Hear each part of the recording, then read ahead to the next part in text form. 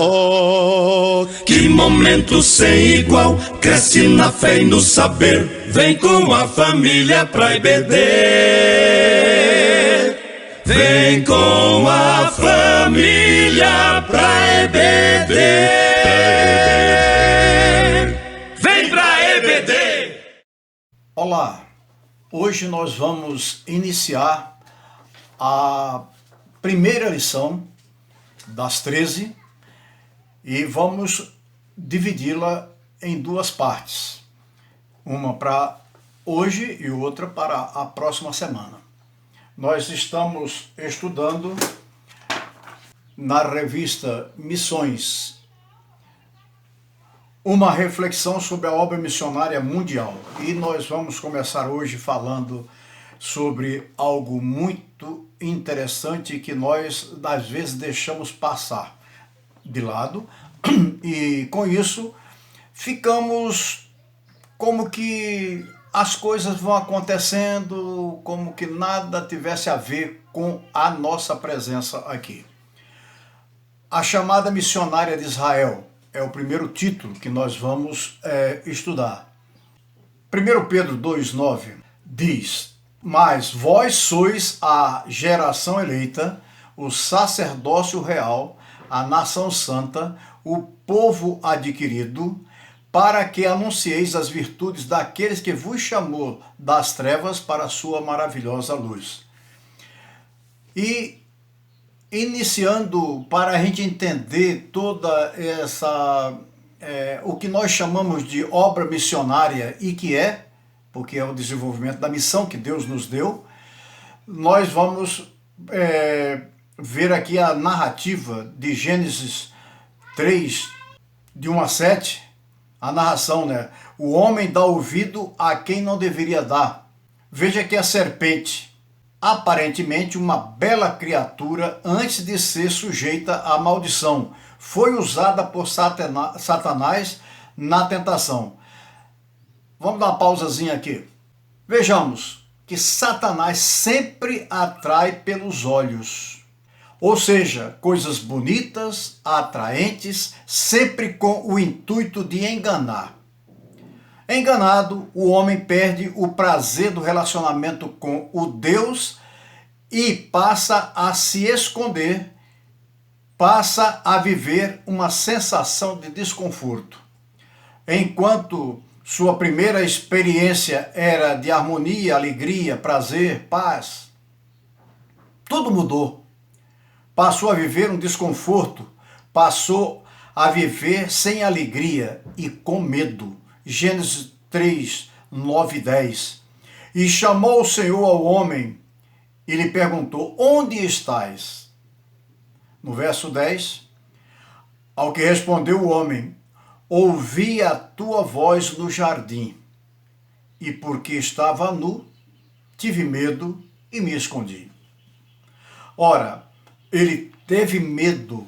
Por quê? Porque ele não se sentiu mais seguro com Deus. Ele se afastou e então perdeu e estava com medo e se escondeu.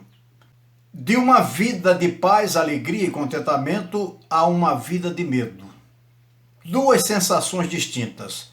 Numa, paz e alegria, e na outra, sentimento de culpa, frustrações e medo.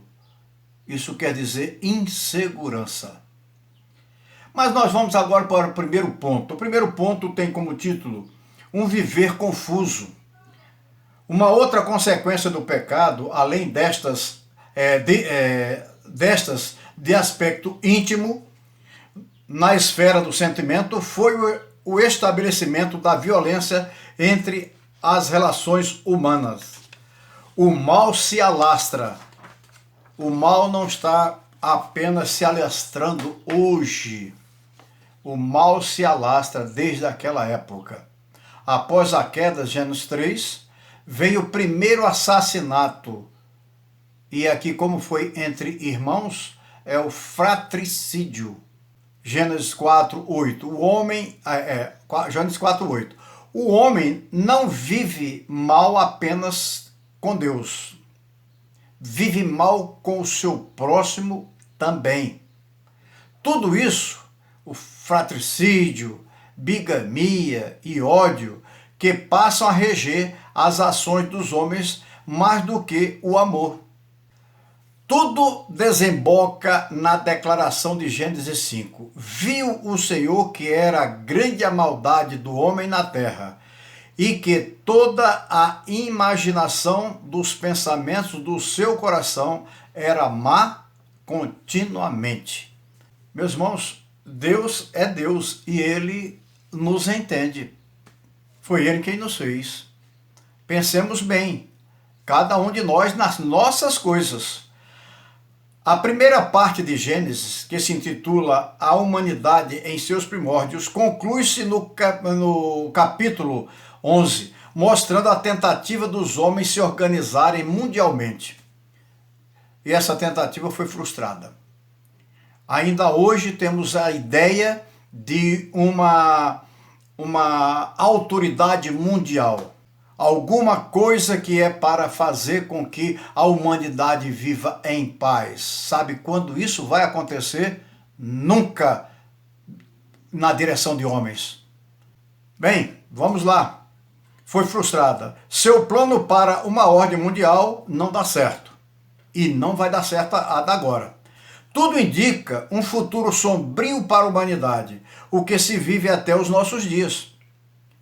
Rompida com Deus, incapaz de viver em harmonia e sob ameaça de juízo pelo dilúvio, a humanidade está perdida e necessitada de salvação. Esta aqui é uma parte que eu estou colocando dos primórdios, lá do início, quando veio o dilúvio, e antes foi, durante 40 anos, anunciado que iria acontecer e que eles deveriam estar atentos. Mas nós vamos em diante. Rompida a paz, incapaz de viver em harmonia sob a ameaça de juízo pelo dilúvio, a humanidade está perdida e necessitada de salvação.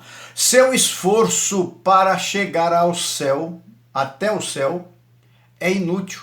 Aquela escada que montaram, ergueram para tentar chegar ao céu. Não vai ser com o esforço humano que nós vamos chegar ao céu.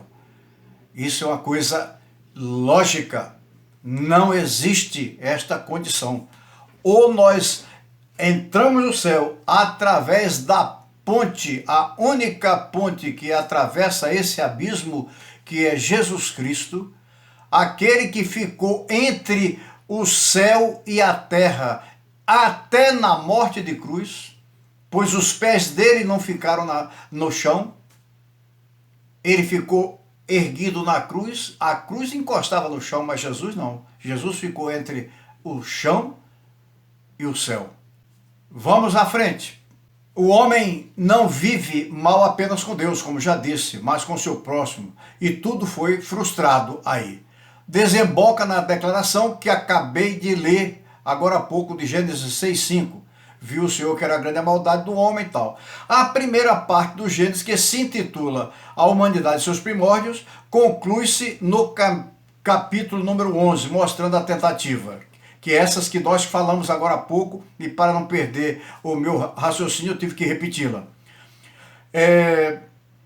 O homem é incapaz de viver em harmonia e sob a ameaça do juízo. A humanidade está perdida e necessitada de salvação. Seu esforço para nada vai valer. Não adianta você dar muita esmola, você ser bonzinho, para ter calmaria com seu vizinho. Não, nada disso. A sua parte é com Deus. Você não vai chegar lá do céu por conta do seu vizinho. Assim assim termina a primeira parte. Mas vem a segunda, o céu chegará ao homem, porque é Deus que vem para nos resgatar, vem para fazer a parte que nós não podemos fazer. E agora nós vamos entrar numa outra parte que é o início da ação divina. O início da ação divina é no capítulo 12 que tem início essa segunda parte do livro, a história da salvação. Agora Deus chama um homem, Abrão, para ser uma bênção para o mundo. Gênesis 12, 3 e 4. Este homem é o primeiro hebreu. Gênesis 14, 13. O termo hebraico, que nós estamos usando no hebraico, de hebreu e no caso, foi dado para Abraão, significa atravessar, perambular. Porque Deus disse, sai da tua parentela, da tua terra, da tua parentela, e vai para uma terra que eu te mostrarei. Ele não tinha conhecimento dessa terra, desse lugar. E então ele ia perambular, ia andar pelo mundo, de acordo com o que Deus fosse colocando no seu entendimento. De Abraão descendem os hebreus, que deveriam ser o canal de bênção divina para o mundo. O livro de Gênesis termina com eles estabelecidos no Egito, para onde tinham ido, tangidos pela fome. O livro de Gênesis nos mostra duas notas.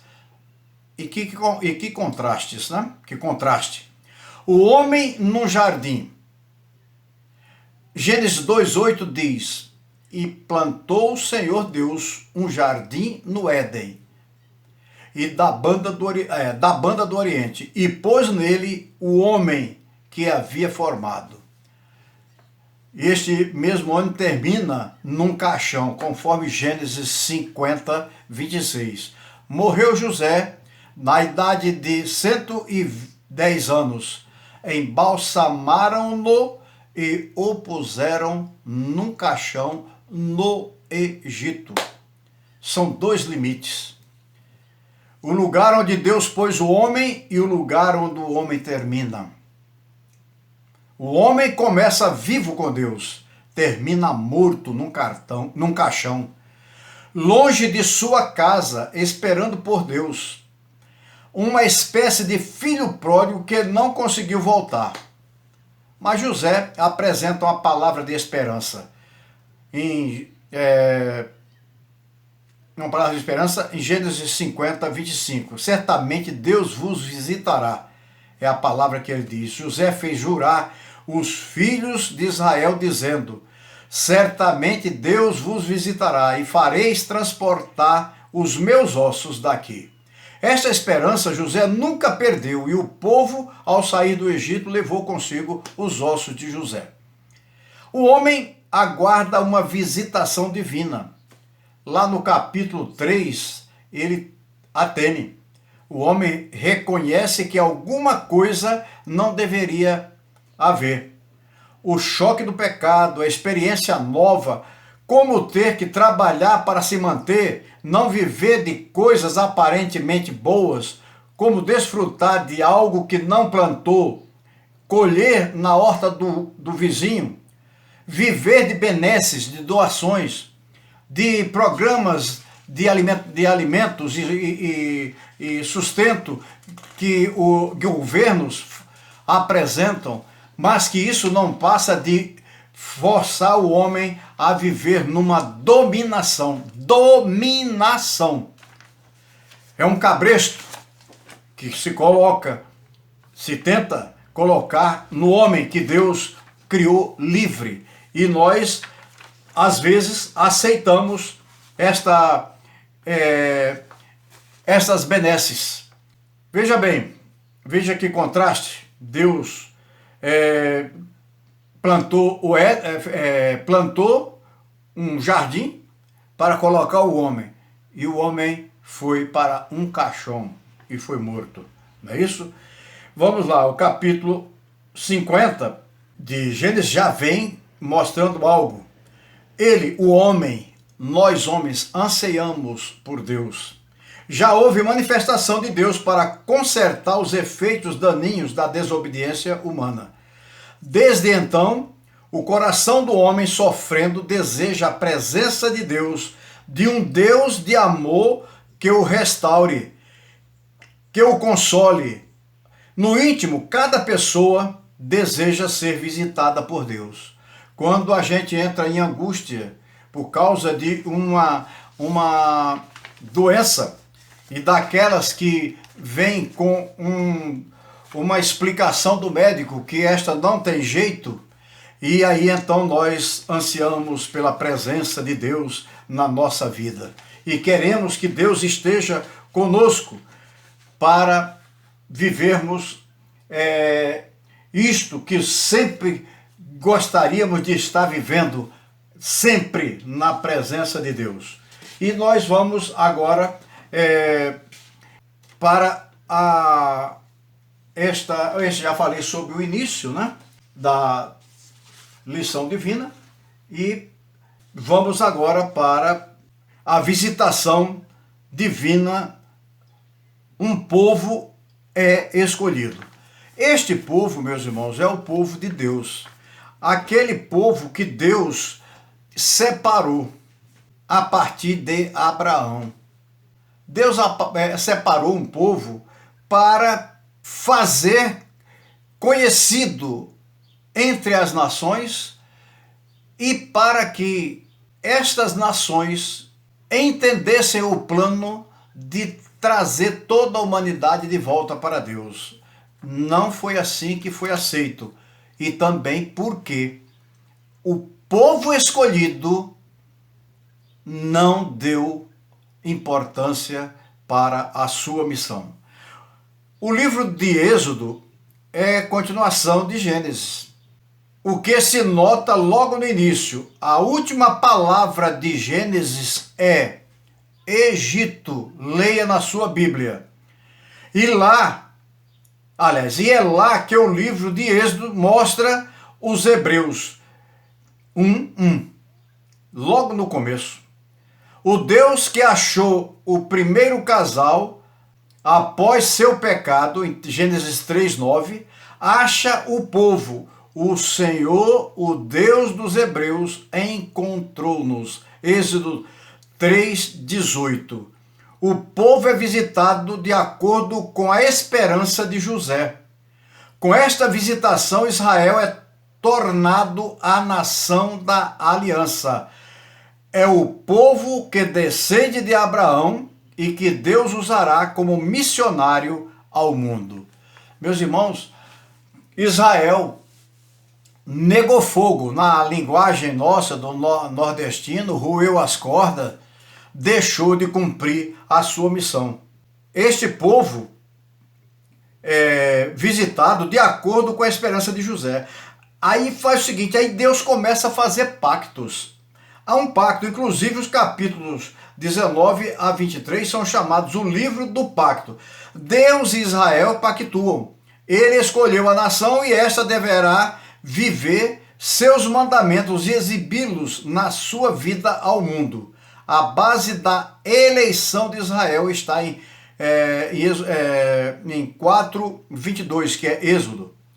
Israel é o meu filho, meu primogênito. E no capítulo 6:7, eu vos tomarei por meu povo e serei vosso Deus. Há agora uma nação chamada por Deus e não mais apenas um homem.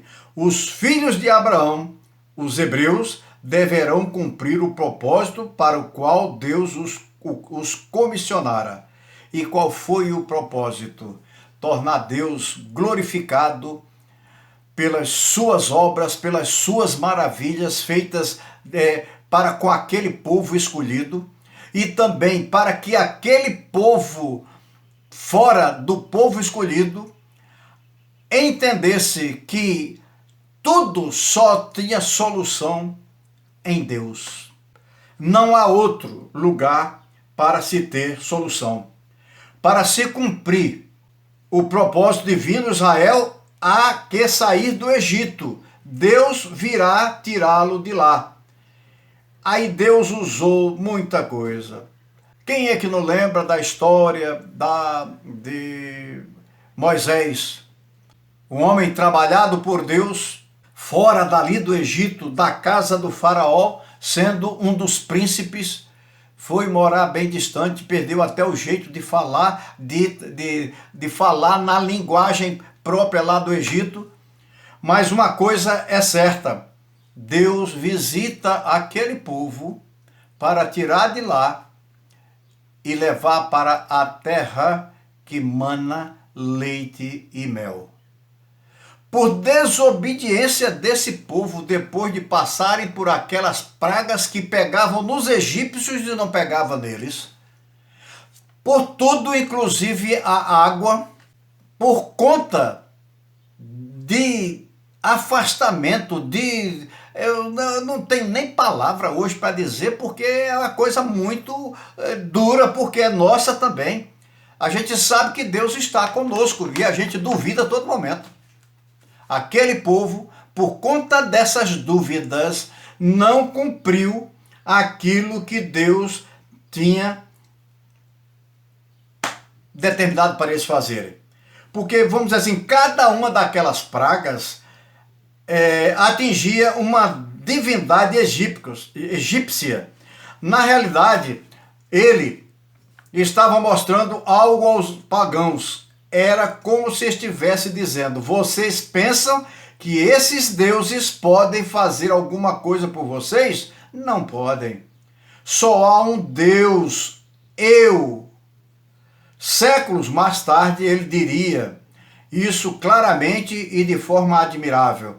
Assim diz o Senhor, Rei de Israel, seu Redentor, o Senhor dos Exércitos: eu sou o primeiro e eu sou o último. E fora de mim não há Deus. Isaías 44:6. Ele é o único, só nele há salvação. Eu sou o Senhor e fora de mim não há salvação. Isaías 43:11. Meus irmãos, nós temos que estar atentos, porque nós somos responsáveis por anunciar esse Deus neste mundo, inclusive com o sacrifício da nossa vida, que é o que nós não queremos, né? Meus irmãos, nesse período eu tenho recebido tanta mensagem de pedido de oração para que Deus mude o pensamento de não sei quem e que não sei que, e que ninguém venha prejudicar a vida dos seus filhos, ou seja, dos crentes. Meus irmãos, nós estamos no mundo. O que não vai nos atingir é tirar a paz de Cristo no nosso coração. O corpo que se vá através de uma metralhadora, através de uma guilhotina, através de qualquer coisa. Meus irmãos, vamos tirar essa ideia de que tudo nesse mundo passa. Eu volto e meia nas minhas mensagens que mando para vocês, eu digo que tudo passa. Sim, tudo que passou, passou, mas daqui para frente vem coisa pior. Somente isso que eu tenho que dizer hoje, diante do que eu estou lendo aqui e passando para vocês. Deus manifesta seu poder.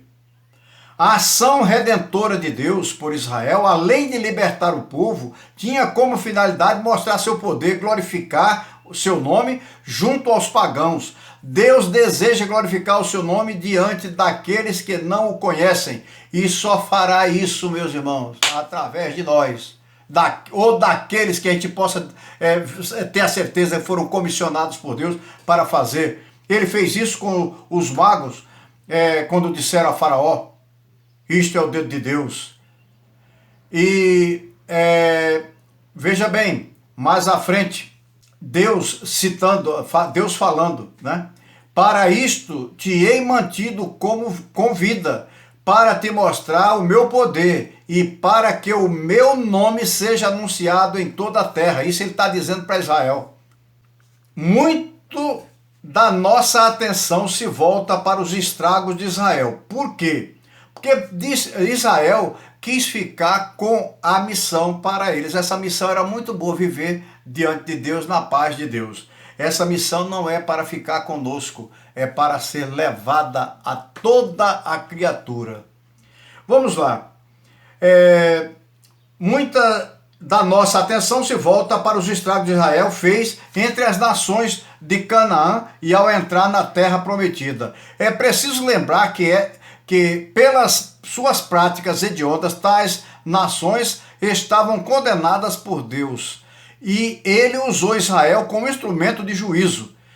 Como mais tarde Isaías 10:5 usa a Síria para castigar Israel. Ele usa quem quer, quando quer, e não deve nada a ninguém por isso. E às vezes a gente começa a apontar, mas Deus usando justamente um bárbaro desse, um matador, um destruidor.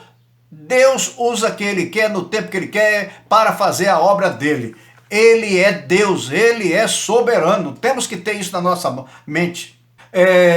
E por isso Ele não deve nada a ninguém. Mas o fundamental não é o juízo sobre as nações, e sim a expressão nação sacerdotal. Meus irmãos, o sacerdote é aquele que fica entre o povo e Deus. Nós somos o sacerdócio real.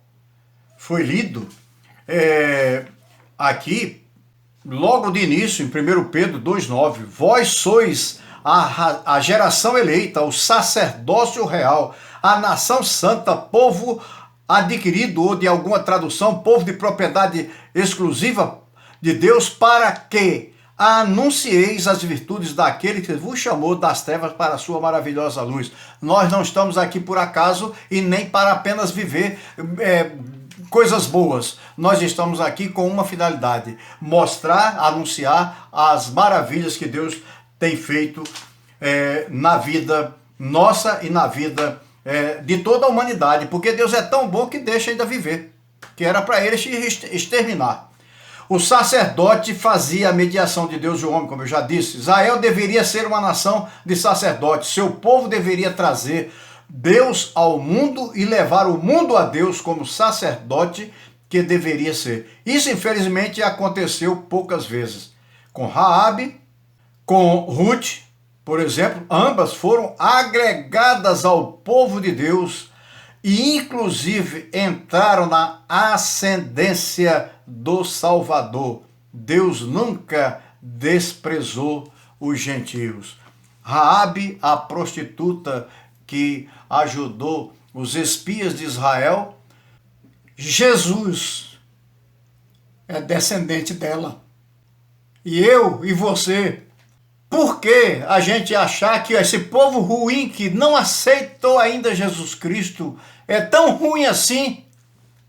É sim ruim, mas tem como melhorar? Vai depender única e exclusivamente na parte de pregação, de apresentação da mensagem, de mim e de você. Raabe é um exemplo. Vá ler, meus irmãos, lá na sua Bíblia, quem foi Raabe. Não deixe passar isso apenas porque eu me emocionei. Deus usou reis ímpios para fazer a sua vontade, já que Israel não quis fazer, mas através da pressão aprendeu a fazer. A continuidade será na próxima semana. Que Deus nos abençoe. E vá orando por mim.